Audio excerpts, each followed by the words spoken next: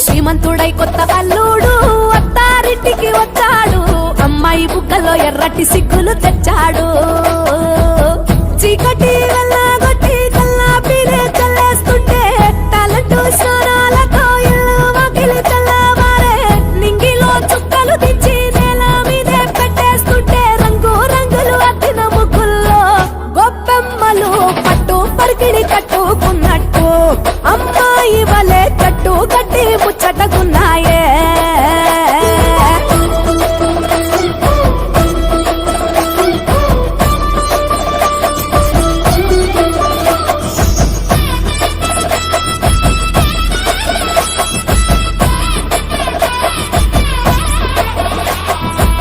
పురాణ మోపు గట్టి రంకెలేసే ఎడ్ల పోటీ, గుడి గంటలు మోగేనట పండగనే చాటి, కంజు భలే ఈల కొట్టి